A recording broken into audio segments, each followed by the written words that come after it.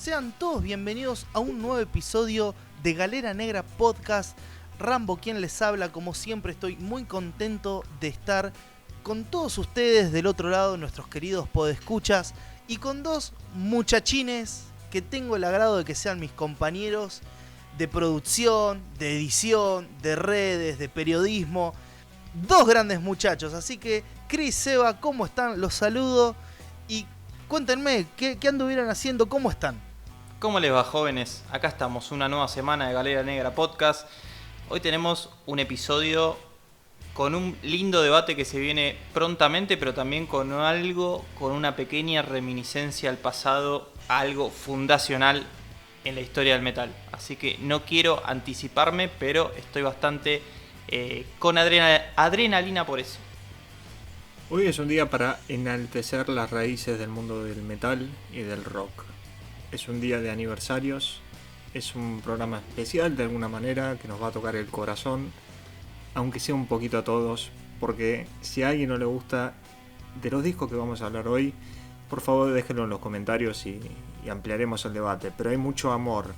Si a alguien no le gusta, no lo queremos como oyente. Mentira. No, por favor. Yo sí lo quiero como oyente porque como buen hereje hay que bancar otros herejes, pero sería muy raro. Yo creo que ya a esta altura de lo que vamos a hablar, mirá, me pongo ansioso y no quiero hacer spoiler. Pero bueno, como bien mencionaron estos dos muchachitos, tenemos acá una dinámica preparada para el episodio de hoy que tiene que ver con los 50 años de un disco fundamental. Es el tercer disco de una de las bandas, si no la pionera del heavy metal. No voy a hacer spoiler, voy a dar directamente paso al disparador.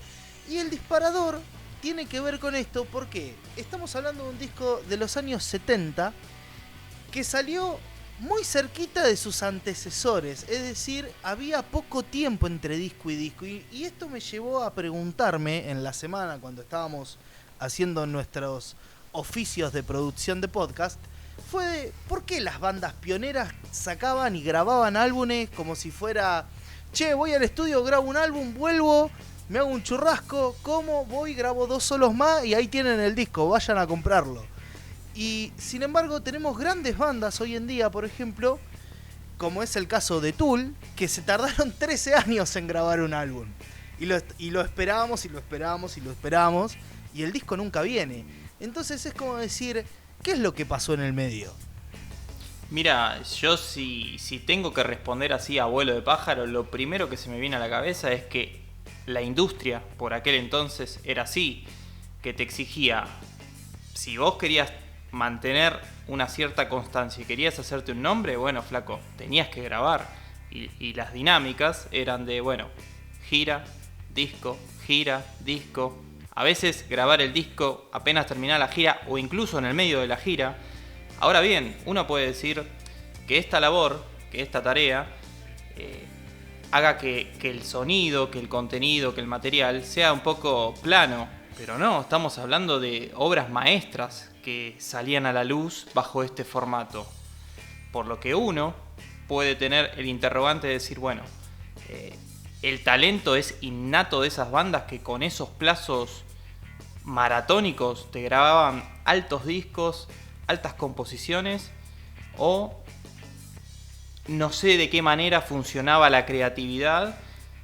Y haciendo un paralelismo con las épocas actuales, bueno, uno es más creativo porque tarda 5, 10 años en sacar un disco. Yo diría que no, porque incluso bandas con esa seguidilla, con ese trajín de discos, de 4 discos en un año y medio, como hizo Black Sabbath, por lo menos, por ejemplo, como también hizo Iron Maiden, también, y casi todas las bandas de los 70 y los 80 grababan placas increíbles. Por lo que es un disparador lindo para empezar a debatir un poquito. Yo quería poner el ejemplo de Deep Purple, que es una banda que su álbum debut salió en el 68, su segundo disco salió en el año 68 también, y uno cuando habla de Deep Purple, automáticamente tal vez a la cabeza, a los que más conocen de la banda, se le vienen dos placas fundamentales que son Machine Head y Burn de la banda. discos favoritos míos de la banda, porque soy así de obvio, obviamente. La cuestión es que estos dos clásicos, Burn es el octavo disco de Deep Purple y salió en el 74. O sea, estamos hablando que el primero salió en el 68 y el octavo disco era del 74 nomás. En el medio no pararon de sacar discos y hoy en día uno dice, bueno, Deep Purple evolucionó a lo largo de su discografía. Pero tenemos bandas hoy en día que ya tienen 30 años y recién tienen 8 discos de estudio tal vez. O menos. O menos. Mucho menos. Y se nota una clara evolución. Pero fíjense en cómo en tan poco tiempo Deep Purple cambió drásticamente de sonido un montón de veces. Porque el sonido de Machine Head, si lo tienen presente, no es igual al de Burn. Sí, teniendo en cuenta también, Seba, que tuvo miles de formaciones, ¿no? Desde Ian Gillan hasta David Coverdale y Glenn Hughes. Richie Blackmore ha hecho de las suyas con los vocalistas, pero es como decís vos, hay distintos Deep Purple disco a disco. El año que sacan Burn, 1974, que ya estaban en la cresta de la ola, sacan otro disco más en diciembre. O sea, en febrero sacan Burn, que dicen, bueno, ya está, muchachos, ¿qué más quieren hacer? En diciembre de sacar un disco más, que está bien, ahí ya fue como que bajaron un cambio, empezando la etapa de desaparecer un tiempo de los medios, incluso hasta fines de los 80. Pero nada, es una locura la cantidad de discos que grabó Deep Purple en tan poco tiempo y con todos los problemas que mencionó Chris de formación. Tal cual. Para mí, lo que tienen estos monstruos musicales, estos pioneros, es que también había mucho por inventar, amigo. Todo. Entonces, tenían la creatividad, tenían la técnica. Y eran ellos y casi, no sé, las bandas, la competencia entre bandas en esa época también era distinta, ¿no? Hoy en día vos podés autogestionarte un disco, grabarlo, hacer absolutamente todos los instrumentos, las voces, editarlo, producirlo y compartirlo al mundo desde plataformas digitales. Pero claro, sos vos contra las millones de bandas que existen hoy en día. Y además de que los sonidos ya están demasiado encasillados. Ya cuesta muchísimo más sorprender. Yo creo que ese es un factor en esta conversación de que no nos podemos olvidarnos. Es decir, estamos hablando de la década del 70. Pasaron más de 50 años en esto. Exacto, es mucho tiempo y si ya en los 70 estaba creándose todo, hoy en día es difícil innovar. Son muchos años de historia. Tal cual, amigo. A mí me gusta muchísimo el ejemplo que dio hace un rato el señor Miranda García, mi querido Chris, que Black Sabbath sacó 69, 70, 71 y así sucesivamente fueron largando lo que para mí son los 5 discos fundacionales del heavy metal. Lo dije. Sí, seguramente. Sí. Lo han dicho muchos. Sí, ni hablar. Tampoco te estás jugando tanto. Bueno, claro, no es nada muy jugado, Rambo. Vamos a poner la carta sobre la mesa. Pero estoy súper de acuerdo con vos, Rambo, por favor. Ni hablar.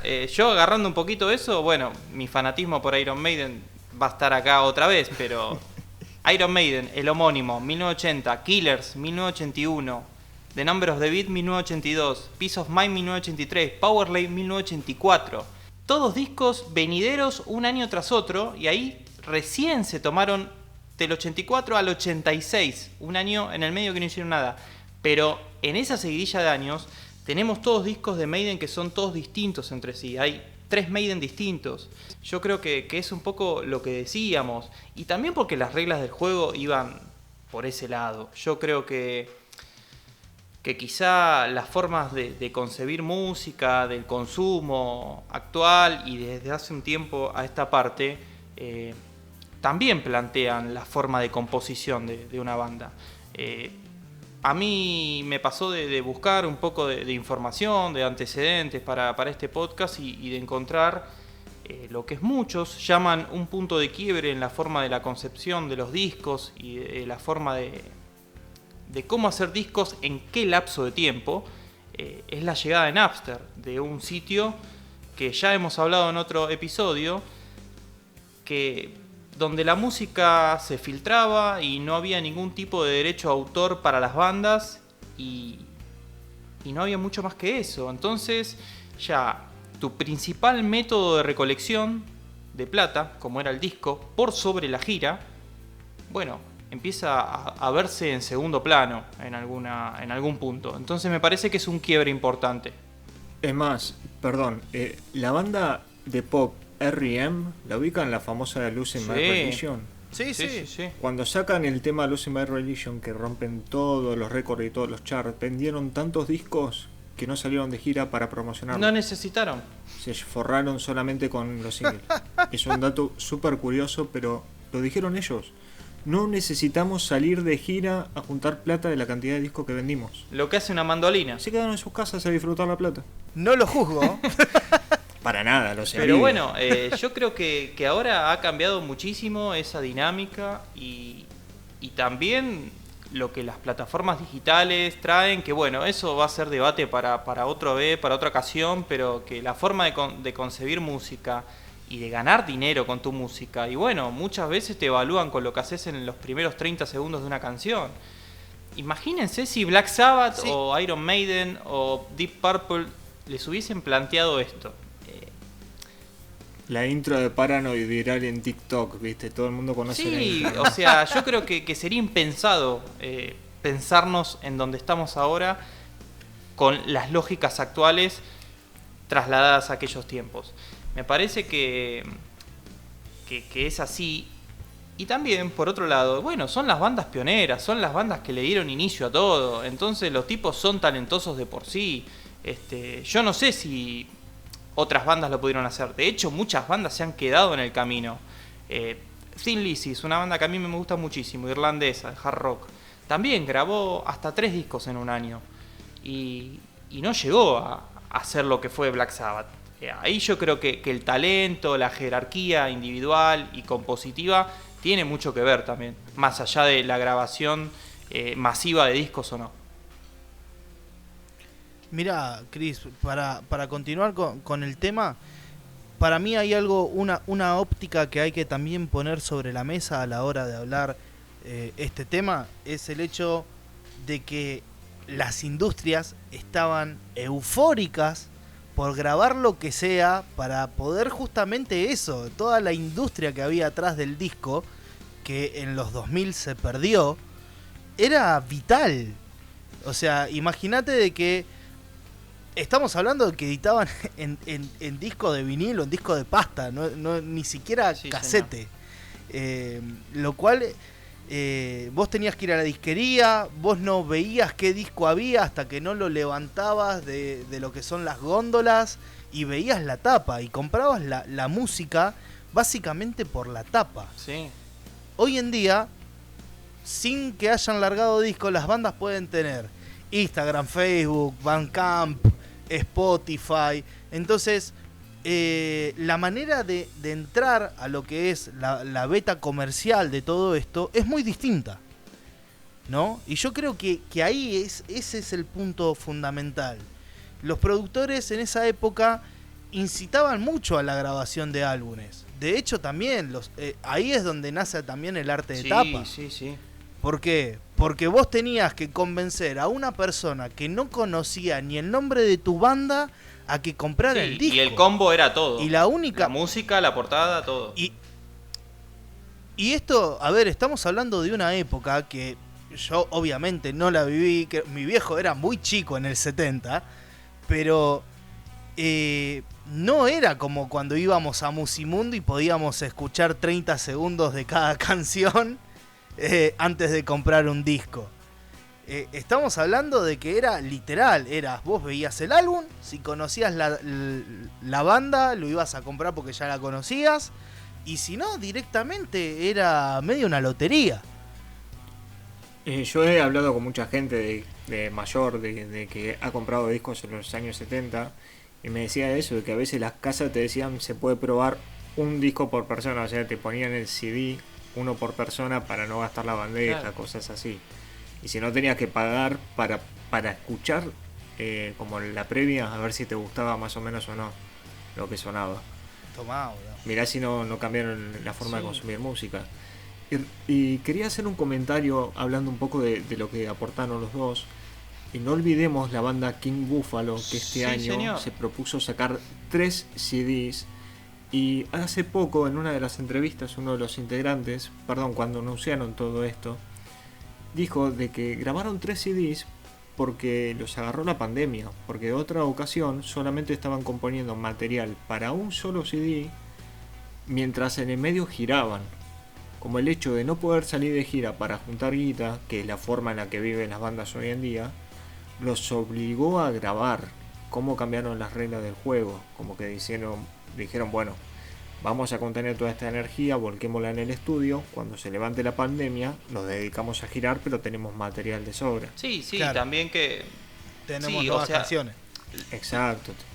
Y hasta ahora entregaron el primero de los discos y estuvo bastante Está bien. muy Acá bien. lo hemos recomendado. Sí, está bien, se dio quizá de una forma un poco azarosa, pero bueno, Claro. les damos el beneficio de la duda. Y para una banda que ya dentro todo estaba pegada, porque, o sea, ya gira con un sello, está bien fichada. No estamos hablando de una Sí. banda under. Y hablando de eso, Seba, quería agarrar ese enlace Sí. que vos decís. Hablas de los sellos, las discográficas. ¿Qué papel creen ustedes que tienen hoy por hoy? Si nos remontamos a estas bandas pioneras, bueno, las discográficas eran casi todo para las bandas. ¿Hoy por hoy creen que siguen teniendo el mismo peso para la banda? ¿Para una banda X? Para mí hoy en día las discográficas, yo sigo muchas discográficas y noto de que algunas en particular siguen conservando como una línea, un sonido en particular de bandas. Por ejemplo, Season of Mist, uno más o menos sabe qué tipo de bandas va a encontrar en ese sello.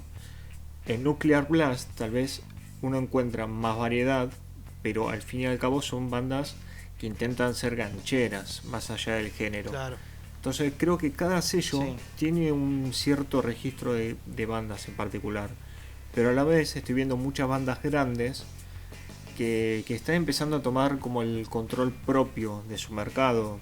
Por poner un solo ejemplo, obviamente que tiene muchos peros. El ejemplo que voy a poner, Metallica, que hace unos años atrás compró su propio catálogo de música y empezó a controlar su mercado y no dejarlo a mano de los sellos, pero a la vez tienen Sí. contrato con sellos para distribución y promoción, se alimentan de otra manera. Entonces creo que los sellos tienen un espectro distinto para cada tipo de mercado hoy en día. Sí, eso lo comprendo. Después otro aspecto que se me dispara de todo esto que venimos hablando es, bueno, el capitalismo exacerbado al que hemos llegado hoy en día hacen que las bandas también puedan recolectar plata de merchandising de otros lados y bueno, quizá no necesitan o no se ven en el compromiso de, bueno, tenemos que componer para sostenernos, que quizá también termina afectando un poco a la creatividad inconscientemente, pero es todo un debate. Te lo digo en 2 palabras, Chris. Twisted Sister. Sí, señor. Qué gran Sí. ejemplo de una banda que ha dicho, ¿para qué vamos a seguir grabando música si todo el mundo quiere escuchar las mismas canciones que grabamos hace 30 años, 40 años atrás? Sí. Y Sí. ellos lo dijeron, no grabamos discos de estudios porque a nadie le interesa. Es verdad. Dee Snider sigue componiendo solista, pero Twisted Sister no compone hace no sé cuántos años. Como banda no, algunos miembros de Twisted Sister han compuesto en otros proyectos, sobre todo Dee Snider, que nunca paró. Sí, es un interrogante que bueno, un poco lo estamos resolviendo acá con esta Sí. charla, pero que seguramente desde lo creativo y desde la composición, y bueno, va a afectar. También después está el amor propio de cada persona y decir, bueno, quiero seguir viviendo de cosas nuevas o bueno, hasta acá llego y vivo de esto, de un hit. Quiero poner otro ejemplo de una banda vieja y clásica que grabó a niveles enfermizos, que creo que es uno de los ejemplos más grandes que se me ocurren.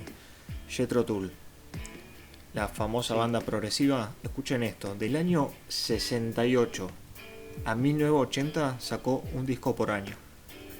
Del 68 al 80. No, es una locura. En el 81 pararon, en el 82 disco nuevo de vuelta.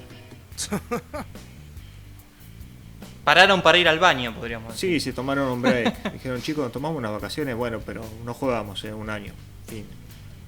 Al 82 tenían disco de estudio de vuelta. Y en el medio giraban. Sí, es Animales. increíble. Además, la velocidad con que se tomaban las producciones musicales. Creo que por ahí es una de las últimas aristas, creo que no tocamos. Bien nos mencionabas, Chris, que Sabbath grababa en tiempo récord. Sí. En los primeros 2 discos, no sé, días tardaban en grabar un disco entero. Sí. Dicen que el primer álbum es inchequeable, pero lo grabaron en 2 días. Paranoid lo grabaron en 6 días. Y que finalmente Master of Reality lo grabaron en 2 meses. Que igual es muy poco. Hoy en día, por cómo se toman la producción musical, 2 meses por ahí tardan en grabar las líneas de bajo. ¿Me entendés? En componer una canción. Que siempre, encima pobres bajistas de aquí, los amo a todes, como representante acá de Galera Negra, que también tengo un bajo colgado en la pared, es decir, siempre nos tienen para el cachetazo, Bueno, componer una línea de bajo y que esté bien grabada lleva su tiempo. Entonces, todos los tiempos se estiran. Yo recuerdo también de estar esperando discos, por ejemplo, de la banda Bernal, y que grabaron en 2 o 3 meses las baterías. Y vos decís, se están tomando un tiempo que decir, no sé, un Black Sabbath o cualquiera, un Deep Purple, cualquiera de otros ejemplos, te hubiesen metido 3 álbumes.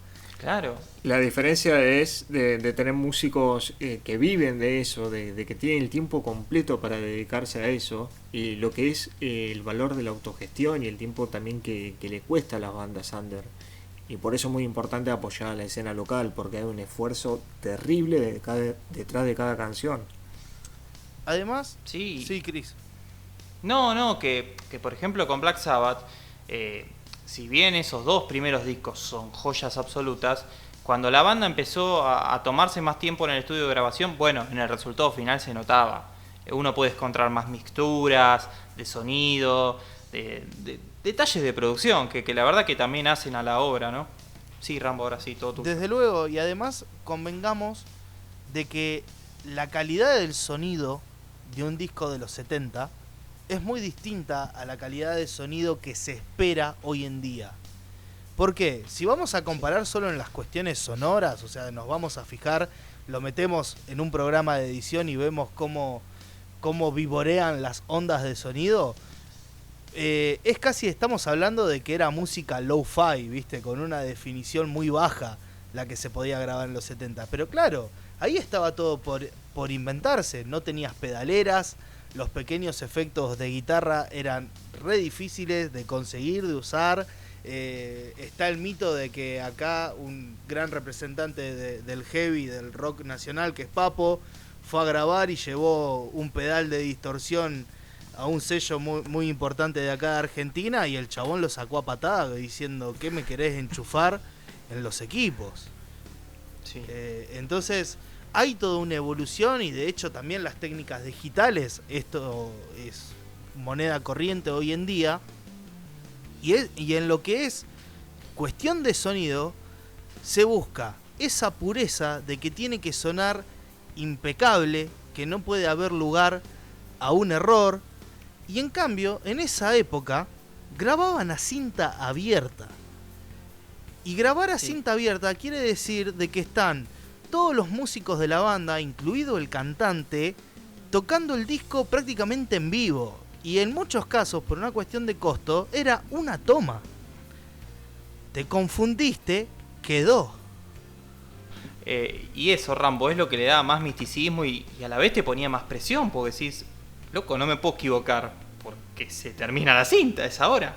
Así que tiene todo un valor y siempre hay que destacar estas cosas, porque la verdad que estamos hablando de algo, de una heroica prácticamente, que era grabar los discos como lo hacían en antaño, ¿no? Mirá, yo sé que me estoy yendo un poco del libreto, pero voy a hablar de una persona del rock nacional, que es una institución por sí sola, que también fue una máquina de grabar álbumes, tiene más de 70 álbumes de estudio. Estoy hablando del gran Luis Alberto Spinetta, cuando graban El Jardín de los Presentes, que es uno de los discos de Invisible, más maravillosos que tiene Spinetta, en el tema que se llama Perdonado, y entre paréntesis Niño Condenado, se escucha cómo Spinetta se aleja del micrófono y le dice: apurate, te quedás, a uno de los músicos.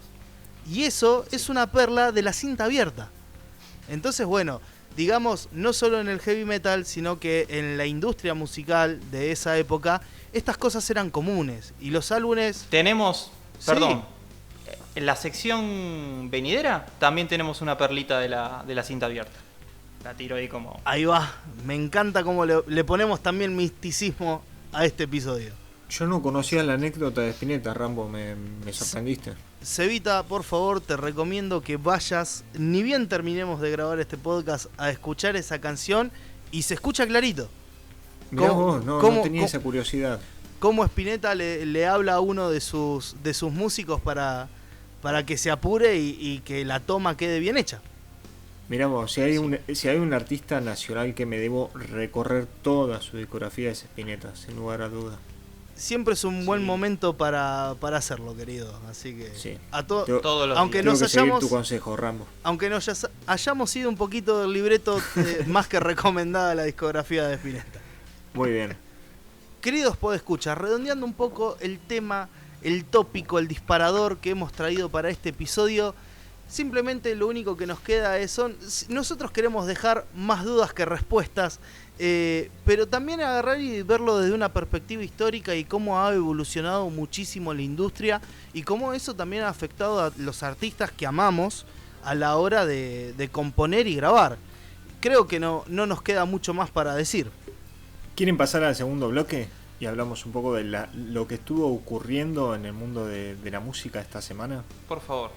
Rambo, tengo entendido de que Avernal está por sacar algo muy para coleccionistas. Y creo que si hay un fan de Avernal en esta mesa, está más que claro que sos vos.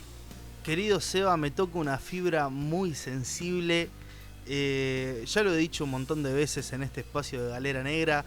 Si hay algo que me gusta hacer es coleccionar discos. Y Avernal este mes sacó un set impresionante donde... Mirá, lo voy a leer textual porque realmente no tiene desperdicio. Va a estar disponible en preventa hasta fin de mes un alucinante box con 2 CDs en formato digipack, obviamente el homónimo, y un compilado de rarezas que ellos mismos lo titularon Los primeros síntomas del rigor de la muerte. Más 2 cassettes, libro de 40 páginas con la biografía, póster, posavasos, flyer de época, sticker, pin, postal, cinta llavero. La verdad que es una apuesta fuerte que está haciendo Avernal. Cabe destacar que son 200 unidades. Esto obviamente es una edición para los coleccionistas. Recordemos que Avernal tiene más de 25 años en el death metal argentino y que en su carrera tienen un montón de discazos. Pero las noticias con Avernal no se acaban aquí porque también tienen programadas 2 fechas para el 7 de agosto en el Emergente Bar presenciales. Esto es la palabra que todos queríamos escuchar. La verdad que yo estoy muy contento. Ojalá pueda ir, ojalá me cruce alguno de nuestros podescucha ahí a las 19 horas y a las 21. La fecha de las 21 horas ya está agotada. Obviamente todos tenemos que entender también de que 2 cosas muy, muy simples. 1, capacidades limitadas, pandemia, chicos. Y 2, de que obviamente no la bardeemos. Portémonos bien a la hora de los shows presenciales porque así de a poco la rueda empieza a girar de nuevo y todos podemos disfrutar de unos buenos shows. Déjense el barbijo puesto, no estén molestando a los demás presentes, no se le acerquen a gente que no conozcan, respeten un poco la distancia social, vayan a pasarla bien, tómense una birrita ahí en un rincón y apoyar a las bandas locales, como siempre. Sí, yo también quería decir que la verdad que leer la palabra presencial te llena un poco el alma. Es como dice Seba, tomémoslo con calma. Nos estamos vacunando de a poco, pero esto todavía no terminó, así que es un pasito más en la batalla y disfruten los que puedan ir de ese show de Avernal que la va a romper. para cerrar con la parte de noticias de Avernal, también para todos aquellos que no puedan obviamente ir a la fecha presencial, les quiero recordar que van a tener 2 live sessions. Uno es para el Argentina Online Metal Fest y el otro para el México Metal Fest. Y una curiosidad muy importante es de que estas 2 sesiones en vivo que van a estar presentándose, obviamente por streaming, fueron grabados en vivo en Uniclub. Es decir, tienen muy buenas cámaras, está bien grabado, está obviamente el sonido tomado de consola, se va a escuchar bien, se va a ver bien. Yo sé que no es lo mismo. Yo entiendo de que estos shows en streaming no es lo mismo que estar viéndolo en vivo, pero lo podés estar en tu casa tranquilo, lo pones en pantalla grande, te tomas una birrita con amigos. Dejás el like ahí a la banda. Tal cual, y la verdad que por lo menos entendemos que no es lo mismo, pero un poquito nos calma esa ansiedad que tenemos para verlo. Lo que les recomiendo a todos aquellos interesados que quieran ver estos live sessions, que sigan @Argentina Online Metal Fest y a México Metal Fest Oficial para tener la data precisa de cuándo y a qué hora van a estar saliendo de estos shows. Mil gracias, Rambo, por la data de Avernal, pero también tengo entendido que hay una banda de Zona Sur que te llamó mucho la atención. Trajiste un single acá y a mí en lo personal me gustó bastante. ¿Querés comentar un poco? Sí, señor, estoy hablando de Dead Breed, que estrenaron su primer single de estudio que se llama El Farsante. Lo hicieron con un videoclip muy lindo de ver, es también tipo un live session que están los músicos tocando. A mí me gustó mucho y me sorprendió para bien una banda súper actual, nacida en 2019, que tengan ciertos elementos del nu metal. Esto por lo menos como un niño del nu metal me trae alegría a mi pequeño corazón. A mí me gustó porque es esa mezcla entre el metal moderno que sonó en los últimos 10 años, no sé, sentí cosas pesaditas a lo Killswitch Engage, pero sin dejar de lado ese corazón new de antaño. Entonces me gustó como primer single, como que me da curiosidad, no sé si van a sacar un EP o un próximo disco completo de estudio, pero Dead Breed, estoy muy atento a la banda, la verdad que me sorprendió para bien. Mirá, las cosas van a empezar a salir más canciones. Ellos tienen un canal de YouTube que obviamente lo pueden ir a buscar, donde tienen distintas sesiones que han hecho, en donde se han presentado, tienen una radio, tienen una sesión en un estudio, creo que es Estudio Ion. Yo les recomiendo que le presten mucha atención. Acaban de presentarse junto a Mato Grosso y Resistiendo en Sadar Club en Wilde. Estoy hablando de una fecha que sucedió este fin de semana. Nosotros estamos grabando el 25 de julio del 2021. Lamentablemente por una cuestión climatológica no pude estar ahí, pero sinceramente yo a estos muchachos los vi con su primera formación en 2019, cuando se presentaban conjunto a otras bandas. Y si mal no me acuerdo fue en la presentación de un disco de Mato Grosso. Y bueno, obviamente tenían otra formación, la banda estaba recién comenzando, pero estaba muy bien, me gustó su sonido y por eso yo quería recordarles a todos de que esta banda ya están consolidados y que tenemos que estar al pendiente porque seguramente se vengan muchas novedades. Rambo, me estuvieron diciendo que el señor Ricardo Iorio se va a presentar en vivo en Obras Sanitarias. ¿Pero qué vos? ¿Esto es ahora en el 2021 o estamos hablando de los 90?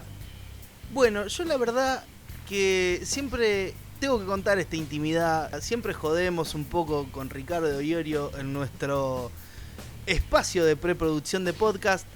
Y entonces dije, bueno, voy a traer una noticia del señor Ricardo Iorio para compartir con todos ustedes. Yo entiendo de que puede ser polémico, por favor no nos llamen cancelados el podcast, pero bueno, como acá en este espacio de Galera Negra queremos ser lo más abarcativos posible, también hay que recordar de que Ricardo Iorio en cierto sentido ha sido una institución del metal nacional, y se va a estar presentando en un show presencial el 10 de octubre en Obras. Obviamente con capacidades reducidas y con protocolos sanitarios. Recordemos que Obra es un estadio considerable, ya entran, si no me equivoco, como 5.000 personas, no sé cuánto quedará en capacidades reducidas, pero bueno, todos aquellos fans del señor Ricardo Iorio que hace tiempo que no lo pueden ver, obviamente por obvias razones, valga la redundancia, van a poder sacarse las ganas con este show en obras. Yo lo traje, por ahí esto genere un mini debate, ¿por qué no? Puedo hacer una pregunta tanto a ustedes como al público, que me encantaría que me responda con total sinceridad en los comentarios. Con todo lo que lo respeto a Ricardo Iorio, es una persona que ha hecho obras que a mí me gustan. El disco Toro y Pampa de Almafuerte me representa mucho en lo que fue mi adolescencia, me marcó en una etapa. Repito, lo respeto mucho, pero ¿ustedes piensan de que la actualidad de Iorio está como para presentarse en vivo? No, señor. Yo, más allá de lo que Iorio represente en cuanto a lo ideológico, me parece que las últimas apariciones públicas no lo favorecen en relación al deterioro mental, porque se lo ve bastante deteriorado desde lo físico. A ver, yo no soy médico, doctor, ni mucho menos, pero podemos ver a Iorio desde el Iorio de los 80, de los 90, de los 2000 y así, y yo creo que hay un deterioro muy notorio. Incluso se nota un cambio muy grande en la última etapa de Iorio, tal vez cuando se hizo viral por estar en el programa de Beto Casella, como la última... Sí, que ya tiene casi 10 años. 2012. Sí. 2012, ya tiene casi 10 años, ahí ya se lo notaba un poco que estaba envejeciendo, pero ahora parece una persona que pasaron 20 años, no 10 de ese momento. De hecho, yo creo que han sido los últimos momentos de Iorio, comillas, lúcido, que ya empezaba a ser ese personaje viral, Sí. donde, claro, todos nos hemos reído por ahí con alguna entrevista que le ha hecho Beto Casella o Mario Pergolini en la radio, donde ya veíamos un Ricardo que estaba medio desconectándose un poco del mundo que lo rodeaba.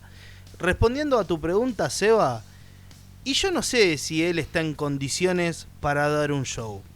Tal vez se sube al escenario y una cuestión media mecánica en su cuerpo hace de que pueda cantar los temas y dé un buen show, porque recordemos que además siempre tuvo buen ojo para elegir músicos, y los músicos que tiene son tremendos músicos. Tiene un guitarrista que es un pibe Alejo León, que la descose toda.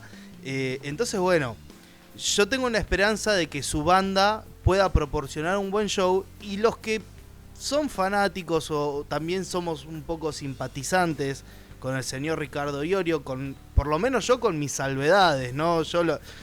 Esto quiero aclararlo para que no se malentienda. Me gusta lo que ha hecho, lo respeto muchísimo como figura del metal nacional, pero hay otras cosas que estoy en completo desacuerdo. Aclarado esto, por ejemplo, a mí me falta ver un show de Ricardo Iorio, ¿entendés? Porque yo no fui a ver Almafuerte, obviamente no fui a ver Hermética, mucho menos que a B8. Me gustaría verlo a Ricardo, y si está en las mejores condiciones posibles, bueno, sería lo ideal. Te entiendo, yo la verdad que tuve la suerte y el agrado de que la única vez que lo vi a Almafuerte en vivo fue porque me había ido como prensa, me invitaron a un Metal para Todos, famoso festival. Qué lindo. Sí, tuve el agrado ahí de me desbloqueaste un recuerdo. Parte. Así es, y bueno, estuve justo de invitado a la fecha que cerró Almafuerte, y no saben qué lindo fue poder estar tirado en el patio del predio mirando bandas locales que estaban emergiendo, después entrar, ver a Almafuerte tocando, un montón de bandas más, creo que había tocado Plan 4, no sé qué otras bandas. Fue un día muy lindo para el metal nacional, una fiesta que al día de hoy lamento de que no haya crecido más todavía, porque se le estaba dando mucha cabida a bandas que estaban innovando también. Mirá, pero bueno, es debate para otro momento. Esto es producción en vivo. Vamos a dejar un pequeño papelito con una chincha en nuestro tablero de producción, porque tenemos que hablar del rock BA y del metal para todos. Festivales bastante grandes que se hacían, de hecho uno lo hacía la ciudad de Buenos Aires. Quedará para otro episodio. Esto es producción en vivo. Continuamos con la sección de noticias. Bueno, para cerrar la sección de noticias, tengo entendido que Sistema 10, banda que ya hemos recomendado en este podcast, también hay novedades al respecto y una vez más recae bajo los hombros de acá del vocero del Under. Sí, señor, Sistema 10, banda recomendadísima de metal hardcore. Me gusta mucho, ellos son venezolanos, tienen obviamente líricas muy fuertes, un sonido pesado, extremo. Sos fan del metal, te va a gustar, sos fan del hardcore, te va a gustar. Denle una oportunidad y se van a estar presentando en la 15ª edición del Metal Eterno Fest, el 31 de este mes y el 1 de agosto, o sea, el fin de semana que viene prácticamente. Entonces yo se lo recomiendo, estén atentos a las redes de Sistema 10 y obviamente pueden seguir a Metal Eterno Fest, que también tiene sus páginas propias, porque se viene este festi con un montón de bandas latinoamericanas. Así que altamente recomendado. Mil gracias, Rambo, por esta noticia de Sistema 10. Para concluir esta sección, igual tenemos el broche de oro con lo que fue tal vez la noticia, uno de los grandes sucesos que van a marcar este 2021 en el mundo del metal. Y bueno, no la voy a dar yo. Cristian, por favor, haz los honores. Y sí, muchachos, otra vez, otro episodio más tenemos que hablar de Iron Maiden. Vinimos hablando del single que sacaron, The Writing on the Wall, que no se sabía cuándo se iba a anunciar el nuevo disco, cómo se iba a llamar. Especulamos con que podría ser Balthazar Fist. Bueno, no. Todo eso quedó en veremos, quedó en vano. El nuevo disco de Maiden verá la luz el 3 de septiembre finalmente y se llamará, para sorpresa de muchos, pero si algunos vieron el video y hay un Eddie Samurai, bueno, el video se va a llamar Senjutsu, que traducido más o menos en criollo significaría tácticas y estrategias. Senjutsu se pronuncia. Senjutsu. Sí, Senjutsu. Así que tácticas y estrategias será el nuevo material de La Doncella el 3 de septiembre, como bien dijimos. Se sabe que va a tener 10 canciones, ya en internet están las listas de canciones. Y un detalle no menor es que al menos 4 de ellas tienen una duración de más de 9 minutos. O sea que estamos hablando del Maiden que más venimos conociendo en estas últimas décadas, ¿no? Muy progresivo, con temas largos y demás. También hay que decir que el promedio de duración de los temas está en 7 minutos. Así que las que no duran 9, 10, 11 duran 6, 7. O sea, estamos hablando de un disco... O sea que va a ser un disco bastante largo. Es un disco doble, como fue Book of Soul, porque se exceden en tiempo. No, esta semana justamente estuve revisitando The Book of Soul, hacía un montón que no lo escuchaba y como que para matar la manija lo escuché todo el primer disco y la mitad del segundo después me tuve que ir y me pasó que se me hizo muy largo por momentos. Y hay temas muy largos, hay temas Sí. de casi 18 minutos, si no me equivoco es The Empire of the Clouds, Exactamente. el tema más largo. Sí, es un disco que yo no voy a escuchar tan seguido. Y bueno, este yo calculo que va a ir por la misma tónica, igual tengo mucha manija. Hay 2 temas de 4 minutos que ahí espero un poquito del Maiden clásico, del Maiden bien galopante a lo Harris. Y también Bruce Dickinson, para cerrar un poco esta noticia, dice que hay 2 canciones que se alejan bastante del sonido habitual de Maiden. Así que vamos a estar esperando cuáles son. Una puede ser Writing on the Wall, quizá. Mirá, como mi posición de hereje no me deja opinar demasiado de Iron Maiden, les vengo a transmitir por ahí un poco la experiencia por fuera del fandom, del fan acérrimo de Iron Maiden. Pero bueno, yo obviamente, ya lo dije en este episodio, colecciono discos, estoy en un grupo de colección de discos y se pasaron toda la semana viendo qué ediciones salían, qué discos, cuándo va a llegar a la Argentina, si va a haber edición nacional. Y realmente hay mucha información. El arte de tapa también es bastante controversial. Ahí en este foro donde estoy había opiniones divididas. A unos les gustaba mucho, a otros les gustaba menos. Pero lo que sí pude ver, e inclusive a mí, que soy el hereje de Iron Maiden, me gustó muchísimo un box set que van a largar de vinilos con un montón de cosas. No sé qué cantidad de cosas va a traer, pero es un box expandido que ya creo que en el Reino Unido va a salir como 100 libras, una cosa así. Acá va a estar muy difícil de conseguirla, pero yo los invito a todos nuestros podescucha que lo busquen, todos los fans de Maiden o el que le haya entrado la curiosidad lo busque, porque realmente esa edición física es hermosa. Es más, Rambo, hay una edición, o dos ediciones, una que trae un vinilo de mármol negro y otro de mármol rojo, o sea, estamos hablando de algo deluxe. Pero bueno, básicamente la noticia de la doncella es esa, ya están todos los detalles, en la web van a encontrar información hasta el hartazgo y desde mi humilde opinión y posición espero el disco de la doncella más que nunca. Y estas han sido las noticias, sucesos relevantes de esta semana, y ahora yo creo que ha llegado el momento de avanzar en este podcast a una sección que yo estaba esperando muchísimo. Tenemos un disco que cumplen 50 años. Hace nada, salió el 21 de julio de 1971. Y yo creo que si ya con todos estos indicios, con los indicios que dimos en la primera parte del podcast, no lo sacaron, por favor muchachos, alguno de los dos, háganme el honor de decir de qué disco vamos a estar hablando.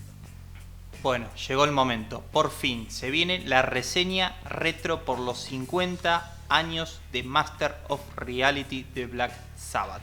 Todos de pie, por favor. La tercer placa de estudio del conjunto de Birmingham, que fue nombrada, fue mencionada, así que muy bien Rambo con ese pequeño detalle. Y es un álbum totalmente fundamental para lo que es el heavy metal en general. Así que nos permitimos poder hacer un pequeño repaso, un pequeño desmenuzeo de estas 8 canciones que trae el disco. Así es, querido Chris, querido Seba. Bueno, para hablar un poco de la data técnica de este disco, como bien mencioné antes, el 21 de julio de 1971 sale Master of Reality, el ya mencionado tercer disco de Black Sabbath, bajo el sello Vertigo Records. Y acá hay una cuestión muy interesante, porque después está bajo el sello Warner Bros. Que ahí vamos a entrar en detalle, podemos hablar un poquito de por qué. De hecho fue reeditado y se ha hecho un remaster y han cambiado de sello, que también habla mucho de cómo cambió la industria. Pero bueno, sin entrar en demasiado detalle ahí técnico con las disqueras, el 27 de septiembre de ese mismo año logró una certificación de oro por vender 500.000 de unidades. Y poco tiempo después alcanzó los 2 millones de discos vendidos, por lo cual no solo ganó una certificación de platino, sino que ganó 2. Y estamos hablando de un disco de heavy metal. Una animalada lo que vendió. Entonces, para mí este es uno de los discos más significativos en la historia del heavy metal. No sorprende a nadie, pero nunca está de más recordarlo. Tiene 8 tracks: Sweet Leaf, After Forever, Embryo, Children of the Grave, Orchid, Lost, Lord of This World, Solitude e Into the Void.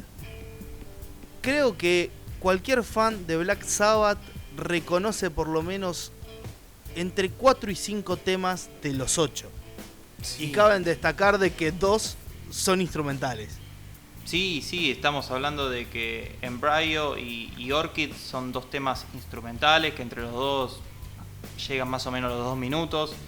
Que eso se le ha criticado en su momento a la banda, de que era un disco muy corto, de que metían 2 tracks que prácticamente eran nulos o eran muy cortos, pero que también hacen a todo el disco. Yo había dicho anteriormente que había un pequeño easter egg, que habíamos mencionado de la cinta abierta, y este disco arranca con algo así, porque si ustedes recuerdan el inicio del disco, arranca con un par de toses, de alguien tosiendo. Bueno, ¿quién tosía? El señor Ozzy Osbourne. Cuenta la leyenda que se estaba fumando un charuto, un porro, y que un cigarro de marihuana. Un cigarro de marihuana que le causó esa tos, Y a su vez, Tony Iommi estaba tocando unas pistas de fondo y quedó. Y es lo que le da la magia, ¿no? a Sweet Leaf, el tema que le da inicio, que es uno de los más recordados, que también tiene su origen, el nombre, en una marca de puros de cigarros irlandeses que compraba Bill Ward, que por aquel entonces eran los más fuertes, que decía una descripción como que eran suaves. Entonces, en un chiste interno de la banda quedó Sweet Leaf como título y como primer canción de esta placa. Y de hecho, justamente de esa anécdota también desprende mucho de lo que es la letra Sí. de este tema, porque habla de la marihuana y de prácticamente de la primera experiencia de Ozzy al fumar, y que dice: dulce hoja, me enamoré de ti desde el primer momento, sé que no puedes oírme, pero te amo. O sea, Sí. estamos hablando de que eran los años 70, gente. Sí. Cantar estas cosas era completamente fuera de lo pensado, Sí. ¿no? Es como transgrediendo desde las primeras líricas. De hecho, a mí me gusta muchísimo la intro con la tos, porque si le prestás mucha atención, vas a ver cómo la tos hace un efecto estéreo que va desde izquierda a derecha. Sí. Todos aquellos que puedan llegar a tener un sistema de home theater o que tengan unos lindos parlantitos, préstenle atención a eso, que tose mucho más fuerte del lado izquierdo y después se pasa al derecho, lo cual a mí eso me pareció un detalle tan sutil y tan hermoso, porque estamos hablando de una época donde editar esas cosas eran, perdónenme la expresión, un dolor de bola. Un dolor de huevo, sí, de ovarios. Así que bueno, por lo menos de Sweet Leaf quería decir esas pequeñas cositas que a mí me fascinan. Yo lo que quería decir al respecto es que así como Sweet Leaf habla de la marihuana, tardaría un disco más en ya hacerle oda a la merca con Snowblind. Tal cual. Porque disco a disco iban cambiando de droga al menos. Sí, sí. Bueno, todos sabemos y no es noticia nueva de las fuertes adicciones del señor Osbourne. Por supuesto, y la oda quedó plasmada en 4 discos Ni inmortales. hablar. Desde luego. Después, muchachos, también un detalle que acontece en el tema siguiente, en el track número 2, After Forever, que se los ha catalogado de satánicos con este track. Toda esa faceta satanista que les adjudicaba la prensa, sobre todo la prensa paqueta inglesa, a las bandas de heavy metal o las bandas de heavy rock, como las llamaban por aquel entonces, recae en After Forever. Pero la canción no puede estar más alejada del satanismo, porque sí. Tal cual.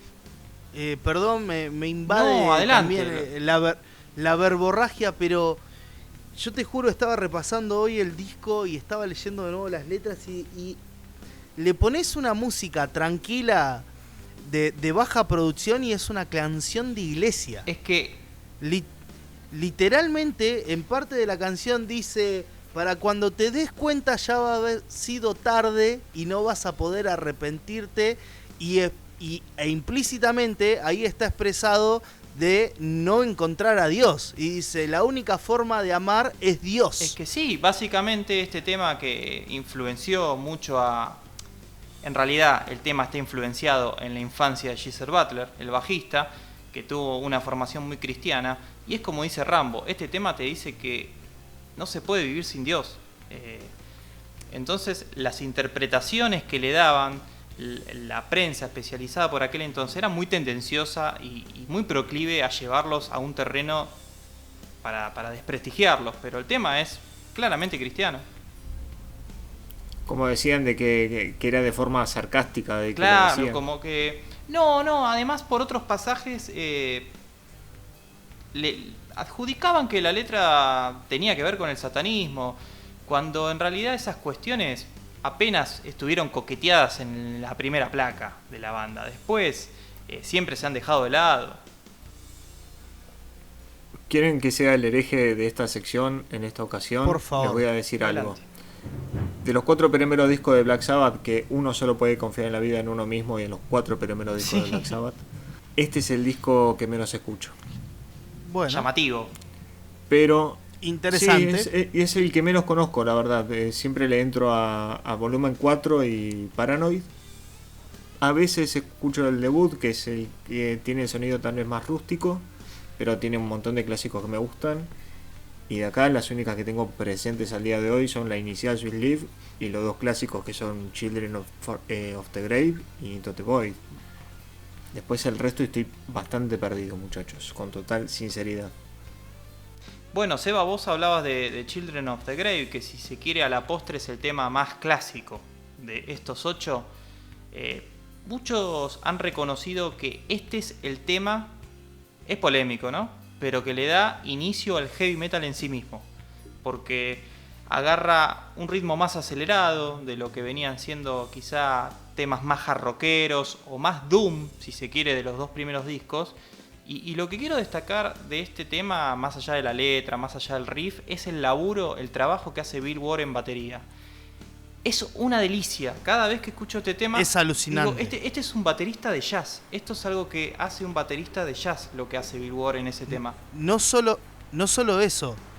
A mí me gustaría poder viajar en el tiempo y ver cómo lo grabó, porque tiene por momentos un arreglo de percusión.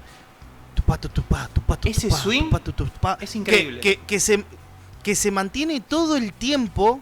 Por más de que él está tocando otras cosas arriba, y eso claramente seguramente se grabó aparte, y es un gran laburo de edición, porque ya hemos hablado en este podcast de lo difícil que era grabar en esa época, y le da un toque justo que hace que la canción sea magnífica.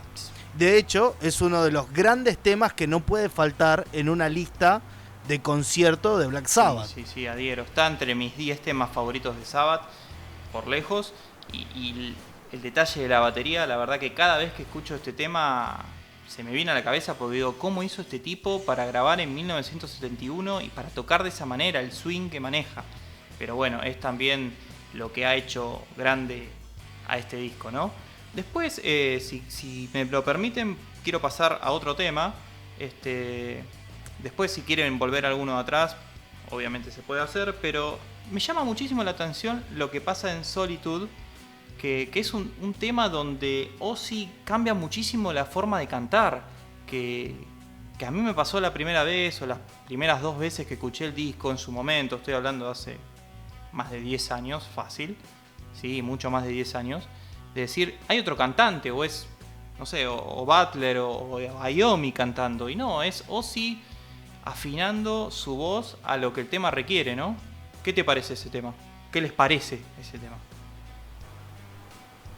A mí ese tema me gusta bastante. Es un poco el distinto, sí, ¿no? Del álbum. Qué sé yo, para mí Ozzy siempre fue y será la voz del heavy metal. Duela a quien le duela. Pero realmente yo creo que era una persona que también un poco se adecuaba a lo que la banda necesitaba, ¿no? En esa primera época. Después flasheó colores. Y bueno, obviamente también por algo dejó de estar en Black Sabbath, ¿no? Pero la carrera solista de él es increíble. Bueno, obviamente. Sí. Pero como acá estamos hablando de Sabbath, nos vamos a referir a estos discos. Y a mí la canción me gusta. Qué sé yo, está muy bien. Sí. También la letra es bastante... Te invita a reflexionar un poco. Habla sobre la soledad. Todo el disco invita a leer y meterse un poco para poder entender de esa manera poética, de esa manera metafórica lo que te están tratando de decir.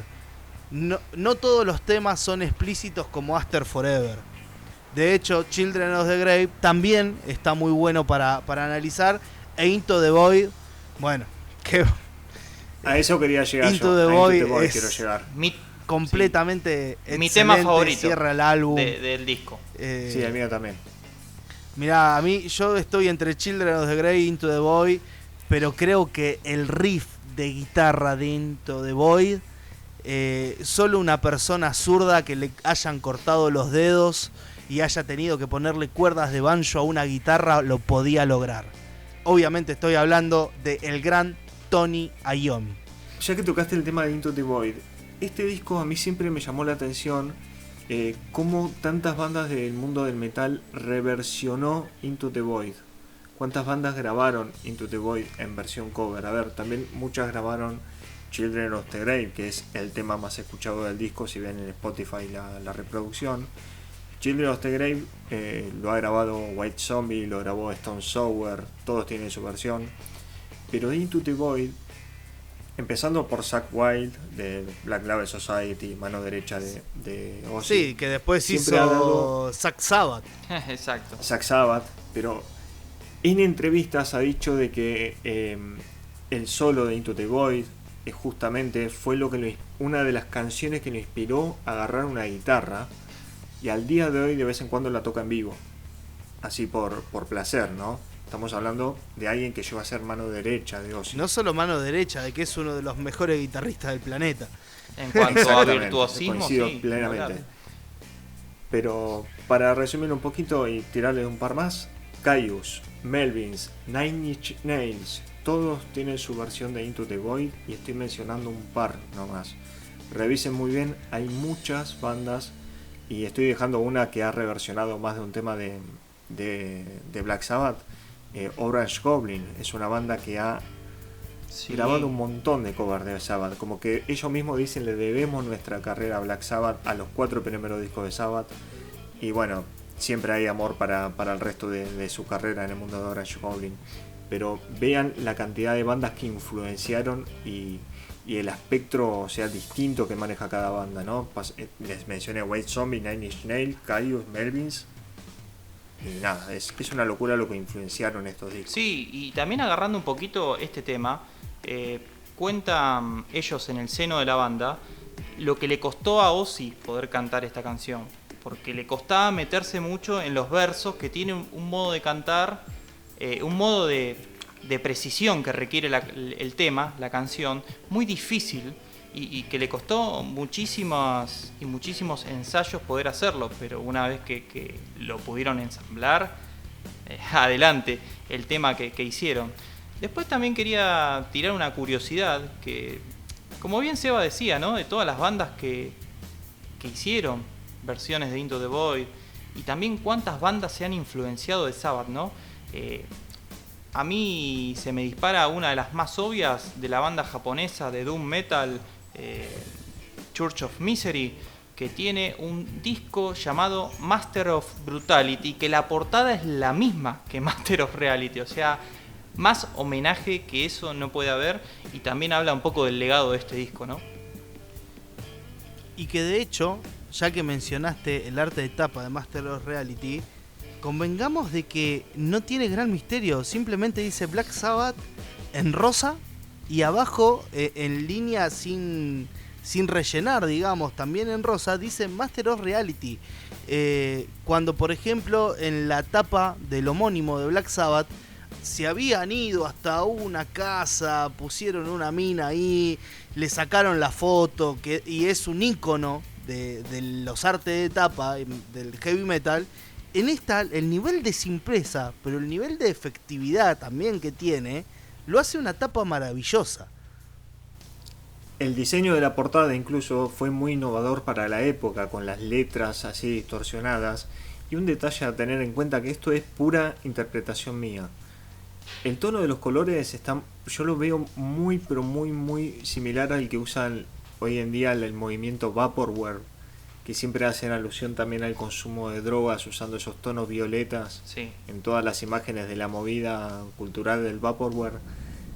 Siempre que veo esas imágenes, a mí se me viene a la cabeza la portada de este disco de Black Sabbath. Sí, ni hablar. Por los tonos de colores. Ni hablar, Seba. Y también lo que a la postre, quizá el logo más famoso de Black Sabbath sea la letra de Black Sabbath, en este rosa o violeta, y con esa forma, con ese estilo, es loquísimo. Sí, creo que eso y el ángel caído También. Un símbolo. son los dos 100% símbolos que lo han reconocido toda la vida Black Sabbath. A mí este es un disco, dentro de los primeros 5 discos de Sabbath, que yo siempre jodo con que son los fundamentales. Hay una entrevista, creo que ya también lo he mencionado, de Death Metal Show, donde le preguntan a un músico, lamentablemente me olvido siempre del nombre del músico, una institución del heavy metal, le preguntan cuáles son tus 5 discos fundamentales del metal. Y el chabón lo mira serio, así con cara de perro malo, y le dice los 5 primeros discos de Black Sabbath, sin discusión. Y ya está, listo, tuvieron que seguir con otra cosa porque estaba todo dicho y no había que decir mucho más. A diferencia tuya, Seba, a mí este es un disco que me gusta bastante. Creo que repasar este álbum solo por el hecho del placer de escuchar Children of the Grave, Into the Void y obviamente Lord of this World y Solitude también están muy bien. Hace de que valga 100% la pena ponérselo a repasar. El tema número 5, Orchid, es un tema que graba prácticamente solo Iommi en guitarra. Para mí tiene una cuestión de esa cuestión majestuosa de virtuosismo. Vuelvo a insistir, es un guitarrista zurdo que se le han cortado los dedos en una fábrica y para mí logra sacarle sonidos a la guitarra que más de la mitad de los mortales quisiéramos emular algún día. Para concluir esta parte del episodio de Galera Negra donde repasamos los 50 años del disco Master of Reality de Black Sabbath, lo único que me queda para decir, lo único que nos hemos dejado es que denle mucha bola a las letras. Yo sé que a veces el que estén en un idioma que no es nuestro idioma materno nos aleja un poco de tener esta experiencia de poder ver qué nos están diciendo o que nos cueste un poco más, porque a veces las traducciones literales no son realmente el significado que el artista quería darle. Pero siendo Black Sabbath una banda donde durante años la han catalogado de satanista, de esos malvivientes que hacen una música del infierno, y principalmente Ozzy Osbourne, que siempre fue una persona bastante controversial, el tipo tenía una claridad a la hora de escribir que incluso a mí hoy en día me pone la piel de gallina, y quería compartir con todos ustedes, queridos podescucha, una pequeña parte de la canción Children of the Grave que me pareció muy interesante para darlo como conclusión a esta reseña de este gran disco. Así que, niños del mundo, escuchen lo que les voy a decir. Si quieren un lugar mejor, hagan correr la voz desde ahora. Muestren al mundo que el amor aún está vivo. Deben ser valientes. O ustedes, niños del hoy, son niños de la tumba. Contundente. Y también bastante esperanzadora, ¿no? Como que el amor sigue siendo el gran motor de la vida. Desde luego que sí. Y la verdad, a mí este párrafo de esta canción es el que más me gusta. Es con lo que me quedo para cerrar este pequeño repaso que le hemos dado a Master of Reality, y espero que los invite a todos ustedes a reescuchar este gran disco. Queridos, hemos llegado al final, pero obviamente tenemos los saludos parroquiales, como bien Chris ha mencionado. A mí me corresponde decir de que tenemos redes sociales, también invitarlos a todos ustedes a que se suscriban a nuestro canal de YouTube, que activen la campanita, que eso es muy importante para que estén al pendiente de cuando nosotros subimos un nuevo episodio.